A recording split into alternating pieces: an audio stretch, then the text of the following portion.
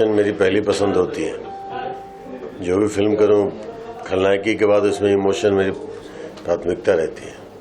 इसकी कथानक अपने आप में जो है शायद यूनिक है कि दादा पोते के रिश्ते पे फिल्म अमूमन बनती भी नहीं है, और दादा और मासूम पोता जो छोटा हो, ये उन दोनों की कहानी है। तो इसकी मासूमियत कितनी होगी, इसमें इमोशन कितना होगा, इसमें एंटरटेनमेंट कितना होगा, जब वो दोनों दादा पोता एक दोस्त हों, और दोस्तों के बीच में जब कोई दर्द आता है तो दर्द के बाद का रिश्ता कैसा होता है। यही है, हम बहुत विस्तृत तरीके से कहानी बता सकते नहीं है। तो सर से जानना चाहूंगा सर, अवधेश जी और आर्यन जी किस तरह से बोर्ड पे आए, उस बारे में कुछ बता सके, किस तरह से आपने? देखिए, जब मैंने ये कहानी सोची थी, एक्चुअली मेरे पोता है हनु और मेरी कहानी है इनडायरेक्टली। जब मैं पहली बार सोचा मेरे दिमाग में, तो पहली बार यही आया कि अवधेश मिश्रा ही करेगा इस पिक्चर को।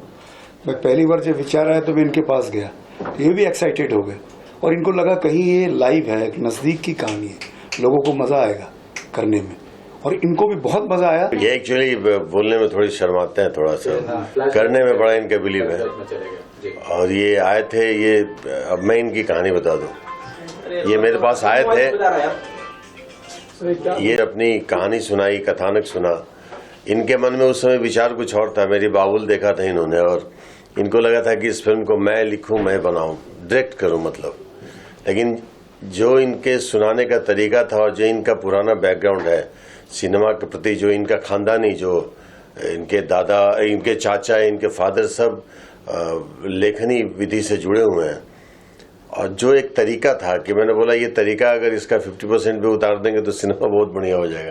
मैंने बोला सर आप ही इसको डायरेक्ट करें और आप ही फुल फ्लेज लिखें, और इन्होंने किया और ये साबित किया और मुझे मजबूर किया कि मैं शायद इस सिनेमा के प्रति इतना सहज और सजग हो पाया पूरे पोस्ट प्रोडक्शन से लेके हर जगह। जो इनकी जो शिद्दतता है ना इस सिनेमा के प्रति बहुत ज़्यादा है, और मेरी जो सोच शुरू से रही है कि सिनेमा का एक अलग दिशा होना चाहिए, हर समय के बाद सिनेमा में बदलाव होना चाहिए, क्योंकि बदलाव नहीं होगा तो लोग हमें बदल के हटा देंगे। तो सिनेमा वक्त के साथ बदलता है, हम कलाकारों को, हम निर्देशक को, हम सिनेमा से जुड़े लोगों को बदलना चाहिए। हमारी फिल्म, भोजपुरी फिल्में जब से शुरू हुई है 3rd फेज में, तो 20 साल से मैं भी इस इंडस्ट्री में हूँ तकरीबन, लेकिन 20 साल में बदलाव की किरण तो दिखती ना है। हम सब बोलते हैं कि हम सिनेमा अलग कर रहे हैं, अलग कर रहे हैं, अलग कर रहे हैं। सिनेमा अलग कोई कर ही नहीं सकता, सिनेमा सिनेमा ही होता है। हमारे बताने का तरीका इतना कन्विंसिंग होना चाहिए कि लोगों को लगे कि नहीं ये थोड़ा समथिंग डिफरेंट, ये कुछ है। तो मैं जब वो मुझे फिल्में नहीं मिल रही थी, जब स्टार्टिंग दौर में कुछ फिल्में आई, जब खलनायकी में मेरी शिद्दतता थी, तो फिर जब से मैंने कैरेक्टर रोल का एक चोला ओढ़ा मेहंदी लगा के रखने के बाद, मुझे लगा कि बदलाव होना चाहिए। वो सिनेमा बदलते वक्त की बहुत सही निशानी थी मेहंदी लगा के रखना। तो उसके बाद फिर एक ही डर्रे पे फिल्में होने लग गई। मैंने ही एक पहल की कोरोना के बाद की, जुगनू बनाया, बाबुल बनाया। उसमें जो तमाम हमारे समीक्षकगण ने जो उसको अपना प्रोत्साहन दिया, जो अपना ब्लेसिंग दिया, तमाम दर्शकों ने दिया, सभी लोगों ने, सिनेमा इंडस्ट्री ने बहुत बखूबी दिया। तो मुझे लगा कि इस तरह की फिल्म बनती रहनी चाहिए। लेकिन मैं उस तरह के प्रोफेशनल निर्देशकों में हूँ नहीं जो लगातार निर्देशन करे। मेरी प्राथमिकता और मेरी पूजा मेरा अभिनय है। सिनेमा ही मेरी पूजा है, लेकिन अभिनय उसका एक माध्यम है। तो मुझे लगा कि ऐसे निर्देशक आने चाहिए, ऐसे राइटर आने चाहिए, और ये मुझे मिले बहुत दिनों बाद कि, और इनमें मैंने सारी खूबियाँ देखी और मुझे लगा कि शायद मेरी सोच सही थी, तभी ऐसे लोग आ रहे हैं। और भी कई फिल्में बनी हैं जो मुझे लेकर के, जैसे मेरे पापा या इतनी सी खुशी, या और भी कई फिल्में हैं। लेकिन ये एक इतना मैंने पागल आदमी देखा है इनको इस सिनेमा के प्रति कि इतना पागलपन किसी में नहीं हो सकता है। सिनेमा ही खाना, सिनेमा ही सोना, सिनेमा ही पीना, सिनेमा के अलावा कोई बात ही ना करना। तो सिनेमा के प्रति इतना प्रेम जो मैं ढूंढता था, जो मेरे में झांकता था कि है कि नहीं, वो इनमें मुझे नजर आया। और मुझे लगा कि शायद मेरी सोच को अब एक मजबूती मिलेगी। और यकीनन दादू आई लव यू उन्होंने जो बनाया, जितनी शिद्दत से सोचा था उतनी ही शिद्दत से बनाया भी है। और आज उसका रिजल्ट देख करके मुझे प्राउड होता है कि मैं इस सिनेमा का अंग हूँ। इससे ज्यादा मैं नहीं कहूंगा। और thanks to Madhusudan Sharma ji. Sir cinema के लिए तो आप भी बहुत पागल हैं। हाँ, मैं हूँ, तीसरे पागलों को ढूंढता हूँ। जब आपके विलन का किरदार किए तो बहुत शानदार किरदार हुआ। जब मैं बाबुल को देखता हूँ उसमें शानदार किरदार है सर, अलग एक किरदार आपने निभाया। जुगनू में देखता हूँ सर, ये जुगनू और बाबुल की अगर मैं बात करूँ तो ये किरदार कितना अलग होगा। यूटर्न लेके आपकी पूरी जो करेक्टर है पूरा यूटर्न लेकर गाड़ी घूम गई है। एक विलियन से सीधा आप करेक्टर रोल पे आ गए हैं, उसके बारे में बात करें। हाँ, कैरेक्टर ही होता है, चाहे हीरो का भी हो। विलियन का जो है लुक वो है, विलन भी एक किरदार ही है। हाँ, तो और ये भी एक किरदार है। और बाबुल और जुगनू से मैं इसको ऊपर का दर्जा दूंगा इस फिल्म को, इससे ज्यादा कुछ नहीं कहूंगा इस फिल्म की विशेषता के बारे में। इसमें बहुत सारे रत्न है जड़े हुए। सबसे महत्वपूर्ण जो रत्न है हमारे बगल में है, ये एक ऐसा अभिनेता मेरी जिंदगी में टकराया है मुझसे, जिससे मैं भी कभी कभी घबराता था। अमूमन लोग मेरे से घबराते हैं, तो मुझे ये एक ऐसा अद्भुत प्रतिभाशाली एक बच्चा इस कम उम्र में अभिनय के प्रति इस कदर की सहजता।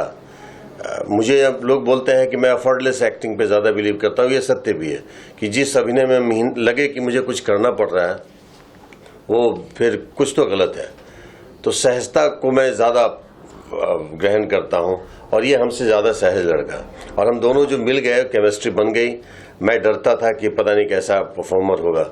एक बार पहले मिला था, जब सेट पे मिला, तो आज अगर इसमें मेरे किरदार में कुछ बेहतरी हुई है तो उसमें बहुत बड़ा योगदान इनका है। हमारे तमाम सपोर्टिंग एक्टर्स जो अनीता रावत जी हैं, जो मेरे बगल में बैठी हैं, बहुत ही महत्वपूर्ण किरदार में है, और इन्होंने भी शायद इसके पहले इस तरह का किरदार नहीं किया है। इस फिल्म में जो अनीता जी का किरदार दिखेगा, महेश आचार्य जो अभी तक एक अलग तरीके का कॉमेडी का फील लेकर के चलता था, इसमें वो महेश है ही नहीं जो आज तक किसी फिल्म में, जितना मैं महेश आचार्य को जानता हूँ, अभी आया नहीं है अभी तक। तो वो महेश आचार्य वो नहीं है जो इस सिनेमा में है। हमारे को एक्टर हैं इसमें मिंटू भाई, जो अजय सिन्हा जी उनको सब कहते हैं, वो एक नेगेटिव शेड लेकर के एक बहुत बेहतरीन तरीके से इसमें आपको दिखेंगे।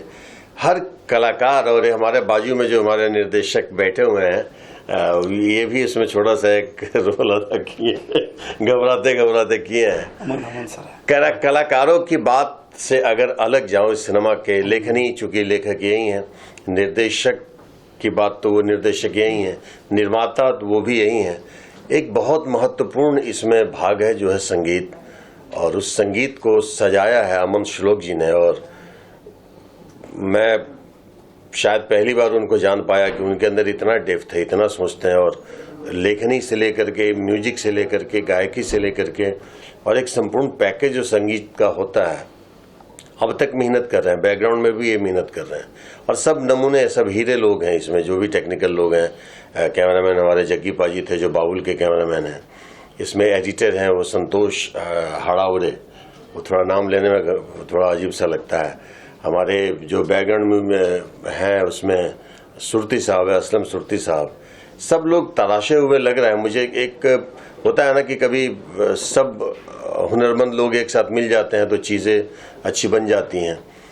कहावत भी है पुरानी कि राग रसोई पागड़ी कभी कभी बन जाए, तो ये वही है हाल अभी। ये तो मुझे लग रहा है, जितनी मेरी सोच परिपक्व जो भी ऊपर वाले ने या आप लोगों ने बनाई है, उस परिपक्वता के नाते बोल रहा हूँ कि मुझे ये फिल्म अब तक की बेहतरीन फिल्मों में लग रही है। अब बाकी देखने वाले दर्शकों की आंखें, उनका मन जो गवाही दे। कैसे आर्यन बहुत मंद मंद मुस्कुरा रहा है और सोच रहा है कि मेरी बारी कब आएगी और मैं कब बोलूंगा। बोलो आर्यन, कितना एक्साइटेड हो, कितना एक्साइटेड? सबसे पहले जितने भी लोग ये वीडियो देख रहे हैं मैं उन सभी को पाँव छू के प्रणाम करता हूँ, और हमारे फिल्म के director, producer plus writer Madhusudan sir हैं, भोजपुरी के लेजेंड एक्टर जिन्हें कहा जाता है, हमारे अवधेश सर हैं, अनीता रावत मैम है, महेश सर अभी आए नहीं है, हमारे म्यूजिक डायरेक्टर हमारे अमन श्लोक सर, मिंटू अंकल हैं। काफ़ी अच्छी ये हम लोग की फिल्म है जिसका नाम है दादू आई लव यू। उसमें दोनों दादा पोते हम दोनों हैं, और काफ़ी अच्छी फिल्म है। ये मेरी दादी बनी है, और काफ़ी जल्द ये मूवी आप सभी के बीच में आने वाली है, और ये काफ़ी प्यारी मूवी है। हमारे प्यारो संजय अंकल जो मुझे काफ़ी ज़्यादा सपोर्ट करते हैं, और काफ़ी अच्छा लगा इस फिल्म में मुझे काम करके। हमारे मधुसूदन सर ने भी रोल किया है, काफी अच्छा वाला। मैं आप सबसे एक आग्रह करूंगा कि सच में सिनेमा की प्रोत्साहन होनी चाहिए जो बेहतरीन है, Yes. जो वक्त के साथ बदलते बदलाव के साथ बदला हुआ सिनेमा है, और वैसे लोगों को भी आप लोगों को बहुत ज्यादा प्रोत्साहन देना चाहिए। मधुसूदन शर्मा जैसे लोगों को जो इस तरह की सिनेमा की सोच रखते हैं, जो मराठी इंडस्ट्री में ज़्यादा इनकी अभी तक व्यस्तता रही है, और मराठी इंडस्ट्री कितनी शिद्दत से सिनेमा के बारे में सोचती है। इनका जुड़ाव वैसी फिल्मों से रहा है, स्वास्थ्य जैसी फिल्मों से रहा है, जिसमें इन्होंने ऐसे ऐसे अहम पार्ट निभाए हैं जिसका मैं अभी क्या नाम लूँ तो वो यही बताएंगे। लेकिन स्वास्थ्य जैसी फिल्मों से जिनका इतना लगाव रहा है, पैसे से लेकर के अपना क्रिएशन से लेकर के फिजिकल लेबर से लेकर के हर चीज इन्होंने स्वास्थ्य में किया है, उस तरह की सोच लेकर के भोजपुरी में आए हैं। ये यकीनन हमारी इंडस्ट्री के लिए एक बहुत बड़े सम्मान और बहुत बड़े प्राउड की बात है। तो ऐसे लोगों को आप लोग को चाहिए, चूंकि मीडिया के ऊपर हम जो करते हैं मीडिया ही उसको सामने एक विस्तृत तरीके से पेश करती है, तो मीडिया वालों से आग्रह है कि आप ऐसे लोगों को प्रोत्साहन दे ताकि इनकी सोच में और भी परिपक्वता आए, इनके कदम कहीं थके नहीं, रुके नहीं। ऐसे लोग चलते रहने चाहिए, ऐसे लोग आते रहने चाहिए, ऐसे लोगों को फिल्म बनाने का अधिकार सचमुच है और यकीनन इन्हें करना भी चाहिए। इनको भी यही कहूँगा। आर्यन तो बोलने तो देते नहीं होंगे आपको? नहीं अभी भी ऐसी कोई बात नहीं है। ये बोलने नहीं देता था भाई किसी को, जब ये शुरू हो जाए तो सब चुप हो जाता था। आपके कैरेक्टर के बारे में आपसे ज्यादा इन्होंने बता दिया है। आर्यन मेरे बारे में आर्यन कैसी केमिस्ट्री रही अवधेश जी की और आपकी पर्दे पर? सुपर। आप लोग देखिएगा जब फिल्म आएगी, काफी अच्छी केमिस्ट्री रही है और काफी मजा आया इस फिल्म में काम करके, और हम दोनों ने तो खूब मस्तियाँ की।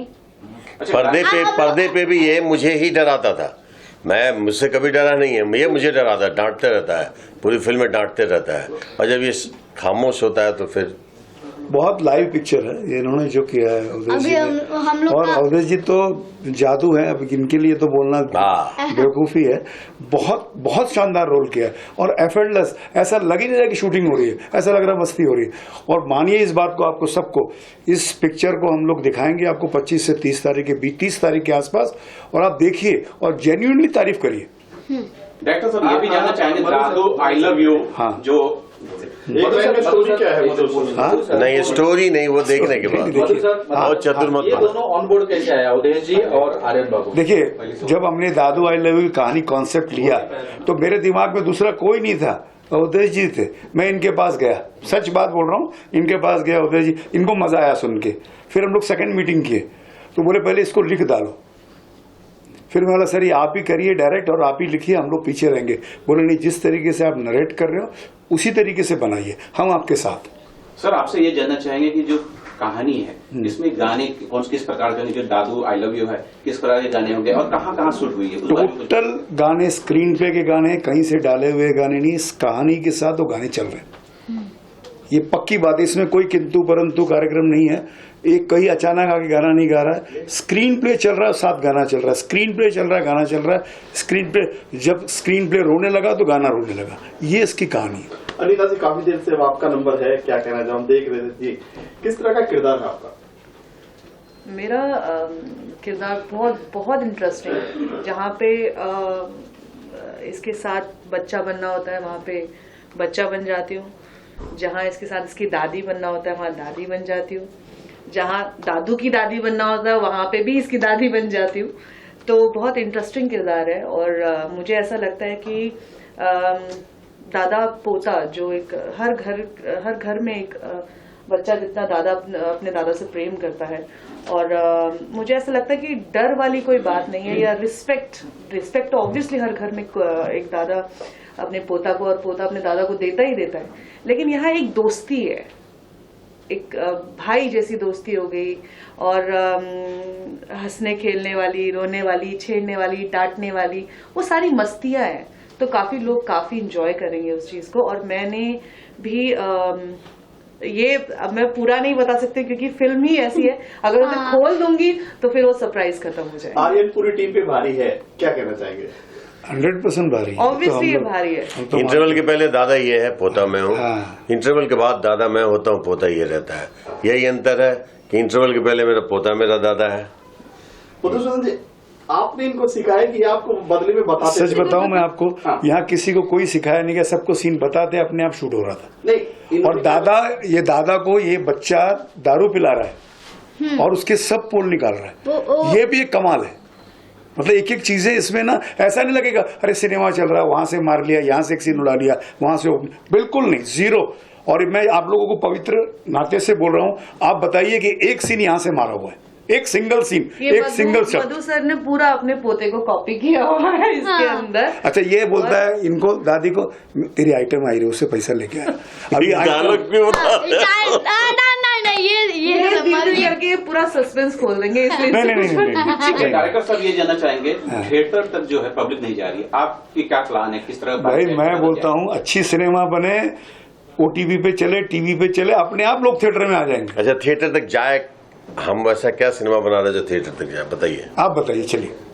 आप जिन फिल्मों को प्रमोट करते हैं, आप लोग जिनकी तारीफ करते हैं, जो फिल्में थिएटर में लगने के पहले ही सुपरहिट हो जाती है, तो वैसा थिएटर में जाना कहते हैं, या जेन्युइनली दर्शक चाहे कि अब सिनेमा थिएटर में आए, उसका इंतजार कर रहे हैं? तो दर्शक मर चुके हैं, दर्शक श्रोता में परिवर्तित हो चुके हैं, तो उन श्रोता को पुनः दर्शक बनने दीजिए। अपने आप वही बोलेंगे कि सिनेमा हॉल में उन्हीं का डिमांड आएगा कि अब सिनेमा लगना चाहिए, सिनेमा इस दिशा में बदल गई है, तो सिनेमा हॉल में सिनेमा लगने वाला है। अभी हम भी कह दें कि ये फिल्म हमने 200 थिएटर में लग दिया और लगने के पहले सुपर हिट है, तो ये मतलब नहीं है। सब बेमानी बातें हैं और सत्यता से परे है। सत्यता से परे मत रहिए, डीप जाइए, पता चलेगा। बहुत ही शर्मनाक बात है कि आज की डेट में पूरी इंडस्ट्री, हिंदी इंडस्ट्री भी अब डाउनफॉल पे जा रही है, लेकिन जितनी रीजनल इंडस्ट्री है सब कहां से कहां मकाम बना रही है, सिवाय भोजपुरी फिल्म इंडस्ट्री के। इसके पीछे यही सबसे बड़ी वजह है कि वक्त के साथ हर सिनेमा बदला है, भोजपुरी नहीं बदला है। भोजपुरी आज भी चोली घाघरा के ऊपर पहुंच ही नहीं पाता है। कुछ लोग अच्छे सब्जेक्ट, अच्छे कंटेंट को लेकर के यहाँ पे चाहते हैं कि करें, उनको प्रोत्साहन नहीं दिया जाता है, ना दर्शक दे पाते हैं, क्योंकि दर्शक अभी दर्शक बन नहीं पा रहे हैं। दर्शक सो गए हैं और वो श्रोता में परिवर्तित हो गए। उनकी नींद खुलेगी, पुनः दर्शक बनेंगे। बाकी जो दर्शक बचे खुचे हैं वो अभी टेलीविजन पे हैं, मोबाइल पे हैं, और वो उन फिल्मों को वो प्रोत्साहन देते हैं। यकीनन जो कि दर्शक अभी मर ही नहीं सकता है, सोए हुए हैं, अभी गाने में उलझे हुए हैं। हमारे बाजू में एक अद्भुत अभिनेता है, लेकिन ये सिंगर है, मुझे डर लगता है इससे भी। ये भी पता नहीं उसी रंग में न रंग जाए कल को। 220 करोड़ की बजट, 20 करोड़ का बिजनेस करके 200 करोड़ बताया जाता है बॉलीवुड पे। मतलब क्रिटिक पूरी कहानी है, क्या कहना चाहिए? जो भोजपुरी है वो एक मतलब एक रियल व्यू होते हैं, रियल जितने सिनेमा में उतने ही बताते हैं। नहीं तो अभी टेलीविजन की फिल्म है, सिनेमा हॉल की बात नहीं कह सकता हूँ मैं। नहीं, सिनेमा की अगर बात करें तो आप जो बता रहे हैं कि 200 करोड़ बताया जाता है, 20 हाँ, करोड़ कलेक्शन होता है, जी। तो इंडस्ट्री बंद हो जानी चाहिए थी, नहीं बंद हुई। इसका मतलब आप झूठे हैं, फिल्म सच्ची है। आज जो 1200 करोड़ का बिजनेस किया है RRR ने, तो वो बातें झूठी कैसे हो सकती नहीं, हैं? सबके नहीं कहते हैं। मतलब हाँ। मोस्टली फिल्में जो है 20 से 50 करोड़ का बिजनेस के 200 करोड़ बताया जाता है। पता नहीं है, मैं नहीं जानता हूँ। जी। यहाँ भी फिल्में थिएटर में लगती नहीं है, सुपरहिट हो जाती है। हाँ। तो ये भी मैं नहीं कह सकता हूँ, क्योंकि मैं वहाँ हूँ नहीं। तो भोजपुरी डाउन टू अर्थ है, बिल्कुल सिंपल रहते हैं, जितना व्यू आया। नहीं, डाउन टू अर्थ यहाँ की मांग है, हम डाउन टू अर्थ है नहीं। हम अपने कल्चर से बहुत परे हैं, कल्चर में समाएंगे। कुछ लोगों ने कोशिश की है और कुछ लोग कर भी रहे हैं और बेहतरीन तरीके से कर रहे हैं। तो ऐसे ही करते करते संख्या बढ़ती चली जाएगी, चीजें आ जाएंगी। अभी धीरे धीरे हमारे हीरोज भी हैं, वो सब्जेक्ट ओरिएंटेड फिल्मों की तरफ पूरी तरह से ध्यान देना शुरू कर रहे हैं, और जब वो भी पूरी तरह समाहित हो जाएंगे, और यहाँ पे व्यक्ति की विशेषता से ज्यादा व्यक्ति विशेष से ज्यादा उसकी विशेषता को महत्व देने जाना लगेगा, सिनेमा इंडस्ट्री अपने आप आ जाएगी। और जबरदस्ती थिएटर का रोना हम क्यों रोए? थिएटर को खुद ही हम लोगों ने त्यागा है। नहीं तो हम वो उस जमाने को अगर याद करें, जब दिनेश जी की फिल्में थिएटर में लगती थी, या उस जमाने किसी की फिल्म, मनोज जी, दिनेश जी, शुरुआती दौर के बाद जब मैं आया था, तो हम लोग प्रमोशन पे जाते थे तो केवल नरमुंड नजर, इतने केवल सर नजर आते थे, आदमी तो नजर ही नहीं आता था कि कितने हजार लोग हैं। और वो पागलपन पता नहीं, अब तो ड्रीम रह गया, हमारी जिंदगी में आए भी ना आए। वो पागलपन आना बहुत आवश्यक है, क्योंकि उस समय सिनेमा करते लोगों की भूख थी, और उस भूख को धीरे धीरे अब मैं खुल के बोलना चाहूंगा कि एल्बम ने, भोजपुरी के एल्बम ने, सिनेमा के गानों की बात नहीं कर रहा हूं, सिनेमा के गाने में अधिक से अधिक आइटम सॉन्ग होता है, उसमें उतनी वल्गैरिटी ना होती है। लेकिन भोजपुरी एल्बम ने अपनी ऐसी छवि बना दी है, लोगों के दिल से हट करके उसके कान में घुस गए हैं, लोगों की आंख को बंद करके उसके कान में घुस गए हैं कि अब वो दिन आना मुझे तो नामुमकिन लग रहा है। ईश्वर चाहे तो ले आए, या हमारे चंद वो सरताज जो इस इंडस्ट्री के, वही चाहे तो आ सकता है। कैसा है ना कि ये तो हमारे पास ऑलरेडी था, ये कॉन्सेप्ट हमारा था। इस तरीके से भैया से बात हुई हमारी, तो बोले हम लोग थोड़ा थोड़ा सबको प्रमोट करते, 3-4 पोस्टर क्राफ्ट करके एक गाना उस पर डाल के इस तरीके से प्लान किया। पहले हमारा था सिंगल पोस्टर देने का, फिर हमने एक छोटा सा बनाया, तो उसमें हम 2-3 फोटो डाल के उसको गाना क्रिएट किया। अजय सर जी, मैं आपसे ये जानना चाहूंगा, अभी कुछ दिन पहले जब छठ आया पूरे वर्ल्ड में, यूट्यूब पे पूरे वर्ल्ड से वीडियो डाला जाता है, एल्बम डाले जाते हैं, लेकिन भोजपुरी का जो छठ का गाना था वो ट्रेंडिंग कर रहा था। जो टॉप के 15 गाने थे उसमें 6 गाने छठ के भोजपुरी के थे। सर ये प्राउड का मोमेंट नहीं हो सकता? वो छठ है ही भोजपुरी का। अब गाने की बात आप करें अगर एल्बम नहीं मैं सुन या फिर आप गलत दिशा में जा रहे हैं, मेरे से गलत दिशा में ना उलझिए। छठ है ही भोजपुरी वालों का, छठ है ही जो सही खाटी माटी वालों का। छठ है ही वो चीज जहां छठ की महानता आज से थोड़ी है, महाभारत काल से है। जो चीज महाभारत काल से लोग के रग रग में, रोम रोम में वो धुन इस तरह से घुस गया है कि छठ के गाने कोई भी गा दे, वो छठ के गाने बहुत प्रचलित होंगे, क्योंकि छठ के गाने सिवाय उस माटी के लोगों के दूसरे नहीं गा सकते हैं। सर एक मिनट, ये जो आपने पोस्टर बनाया उसमें एक हॉस्पिटल दिख रहा है, तो मतलब मुझे लगता है कि रियल हॉस्पिटल में आपने ये सही सवाल पूछा शिवा। ये गुड़ आदमी है, जरा चेहरा भी तुम दिखा दो शिवा।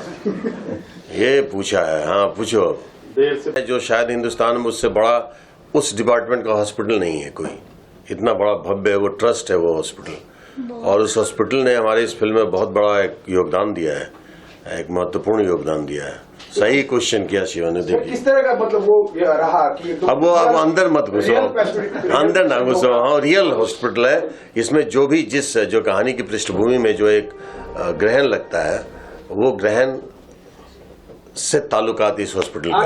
कैसा लोकेशन रहा शूटिंग पर गया, और एक गाने जरा बताइए। लोकेशन तो काफी अच्छा रहा। इस फिल्म में लोरी भी थी हम लोग की काफी अच्छी। गा के सुनाओ। लोरी सुनाओ। सिंगर हो ना, एल्बम सुनाओ। ठीक है।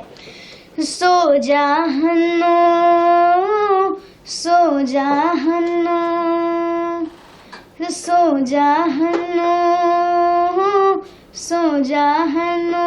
जो इस गाने का म्यूजिक था शुरू का, हमारे अमन श्लोक सर ने बनाया है, और उन्होंने इस फिल्म में एक गाना भी गाया, वो भी मुझे काफ़ी अच्छा लगा था, और बहुत प्यारा इसका शूट भी हुआ है। लोकेशन जो था हम लोग का, मतलब चारों तरफ पहाड़ पेड़ सारे जगह, मतलब सुपर खूबसूरत लोकेशन है ये, बोलो। हाँ सुपर। ये की कमी रहेगा तुम्हारा गर्लफ्रेंड नहीं जिंदगी में ऐसा चीज आता है।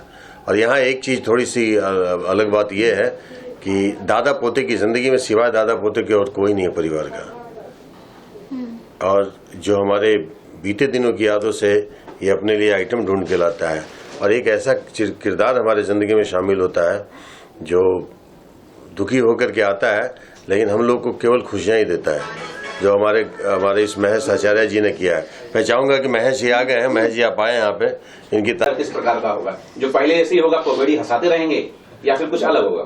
नहीं, पहले तो हमारे भोजपुरी दर्शकों को प्यार भरा नमस्कार।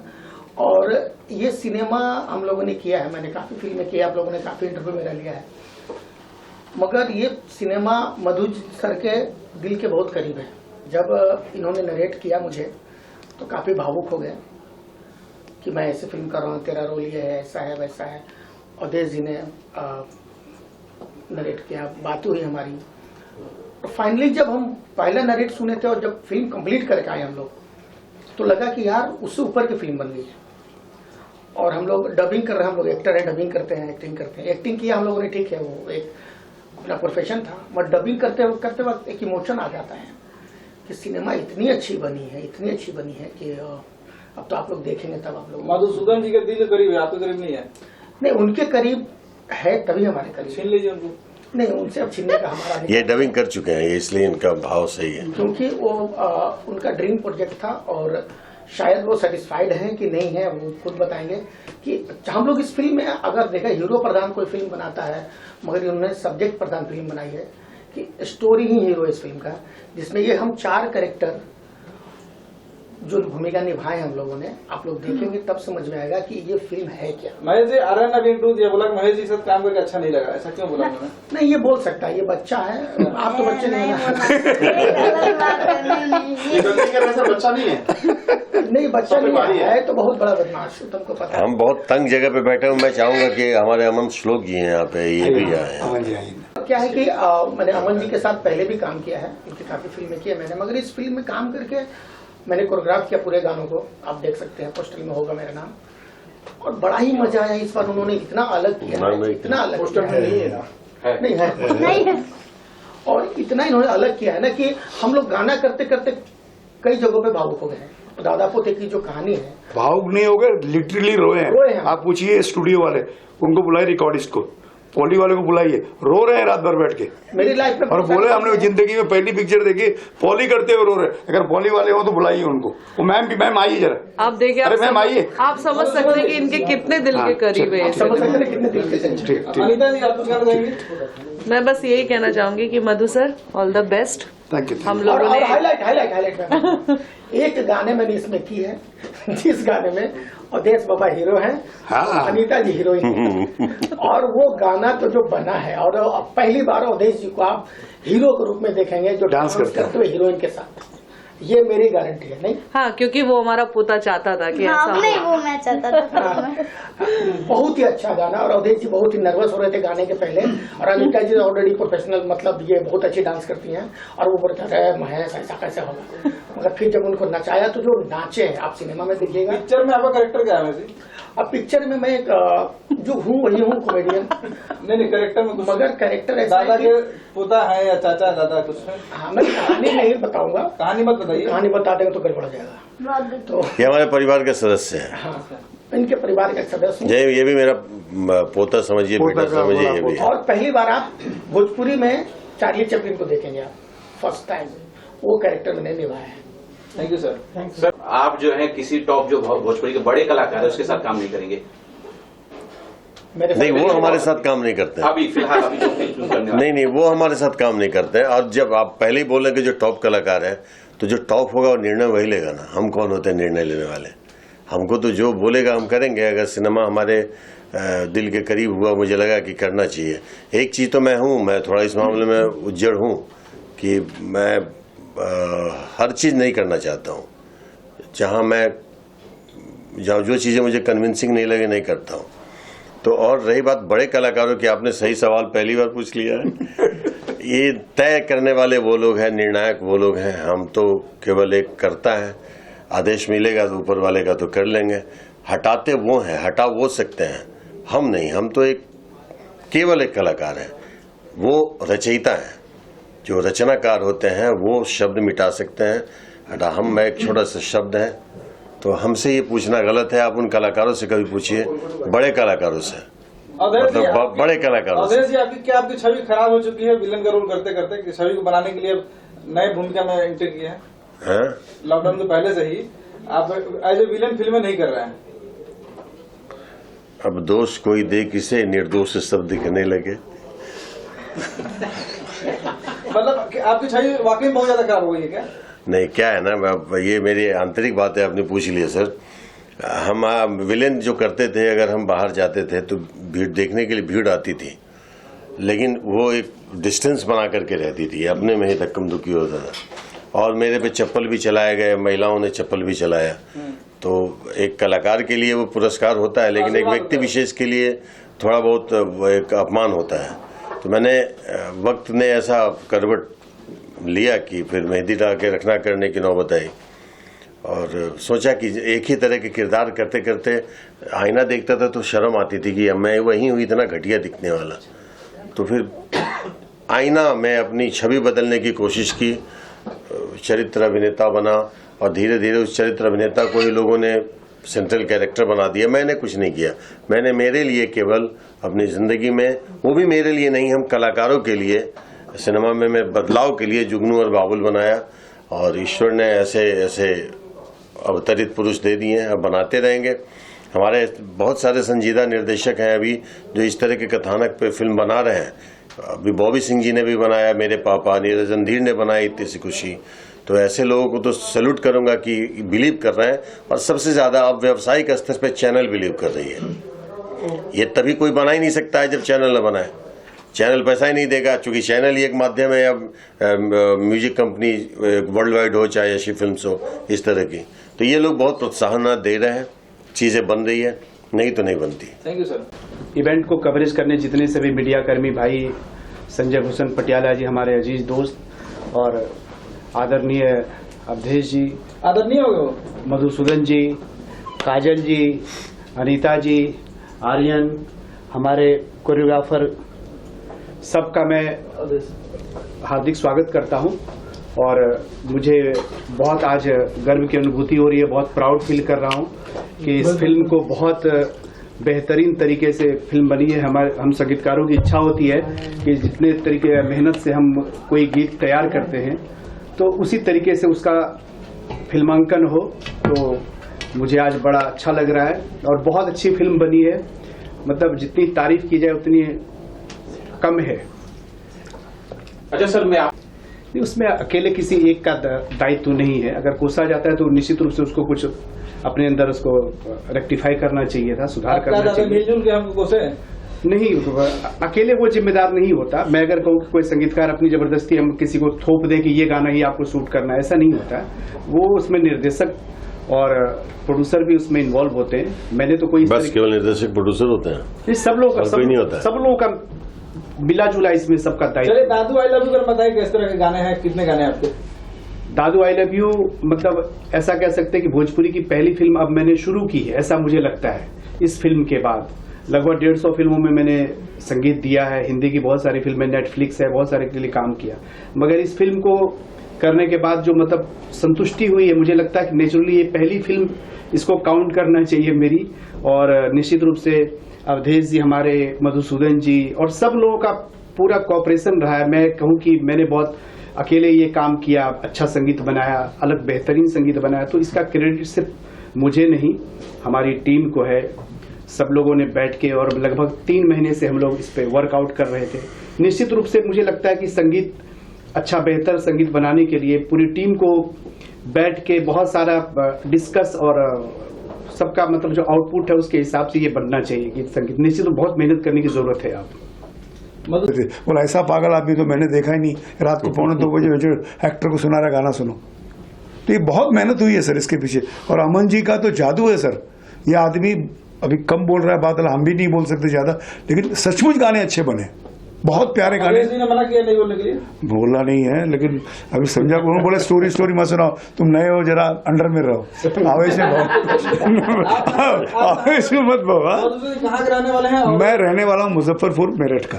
अच्छा, तो ये पहली फिल्म आपकी? इससे पहले ये मेरे पहले साथी संगाती, काला सिंदूर, आईची सावली, शुभांगी, श्वास, ये 6 पिक्चर का मैं प्रोड्यूसर था। अच्छा, ये पहली फिल्म जिसका डायरेक्शन कर रहे हैं? हाँ यस, ये वो भी मेहरबानी अवधेश भैया की। हम बैठ के पाली में इनको कहानी सुना रहे थे, तो ये देख रहे थे और हमारे सूरज जी वो ऐसे ऐसे कर रहे थे, ऐसे ऐसे। तो बोला ये तू क्या कर रहा है, ये बंद कर। अरे मैं बोला यार ऐसा मत करो, बोलो मत। बोला मधु जी आप डायरेक्ट करिए और आपका मैं असिस्टेंट रहूंगा, ये भी बोला था। लेकिन अब असिस्टेंट बोलते बोलते आगे निकल गए। ऐसा कुछ नहीं है। फिल्म आगे निर्देशन और आपने फिल्म को लिखा भी है। हाँ। कितनी प्रॉब्लम हो अवधेश जी के साथ काम करके? सर अवधेश जी के साथ काम करने में कोई तकलीफ ही नहीं है। क्या बात कर रहे हैं? खाली वो जो एक पॉइंट है ना आगे वाला, वो निकल जाए तो अवधेश सोना है। ये आगे वाला पॉइंट अब क्लियर करिए। मैं क्यों बोलूंगा? नहीं सर, बता दीजिए। मैं कैसे बोलूँ? ये मतलब मैं क्रोधित हो जाता हूँ किसी बस चीज जरा पे। से जिसको ना जरा सा एक पॉइंट, जैसे एक चीज बाउंस बैक आया और वो रोक देना, तो ये आदमी गोल्ड है। इससे बड़ा एक्टर नहीं है यार, आप सोच ही नहीं सकते। दाग है। दाग तो है। अजय जी कैसे हैं आप? इस फिल्म में खलनायक की भूमिका मैंने अच्छा, आप खलनायक हो गए? पहले भी खलनायक ही था। अवधेश जी वाला कैरेक्टर आप ले लिए हैं? एकदम वही तो अवधेश के सामने, मतलब इतने बड़े खलनायक के सामने खलनायक हूँ। और इसके पहले भी 2-3 बार अवधेश के साथ खलनायक ही रहा मैं। इस फिल्म के बारे में क्या कहना चाहेंगे? ये बहुत अच्छी फिल्म बनी है। मधु जी सबसे पहले मुझे लगता है कि शायद इस कहानी को मुझे ही सुनाया, सबसे पहले मुझे सुनाया उन्होंने, मुझे बहुत अच्छा लगा था। और फिर हम लोगों के बीच बात हुई कि इस कैरेक्टर के लिए, दादू के लिए अवधेश को लिया जाए। तो मैं भी बहुत खुश हुआ था और फिर इस फिल्म में अवधेश आए, आर्यन आया और बहुत अच्छी फिल्म बनी। इसमें कोई शक नहीं कि अवधेश से अच्छा एक्टर भोजपुरी इंडस्ट्री में कोई नहीं, ये मैं बोलता हूँ। बड़े एक्टर नाराज हो जाएंगे, इस तरह से नहीं बोलेगा। नहीं, मैं देखिए, बहुत कम एक्टर, बहुत कम कलाकार किसी दूसरे कलाकार की तारीफ करता है, और वो भी मैं जब मैं पटना से आया था तो खलनायक बनने ही आया था, और मैं अपने से क्या मतलब, मैं सबसे बेहतर इसको मानता हूँ अवधेश को। अवधेश जी, आर्यन जी की खुद राम जी के खेत खाला चिरई भर भर पेट, खा के चिरई उड़ी गई फुर, ओ मोर दादू आई लव यू। सनन सनन सनन सनन सनन सनन पुरवा चले, पुरवा में दादू के गमछा उड़े, उड़ी उड़ी गमछा बोले ला सुर, उड़ी उड़ी गमछा बोले ला सुर, ओ मेरे दादू आई लव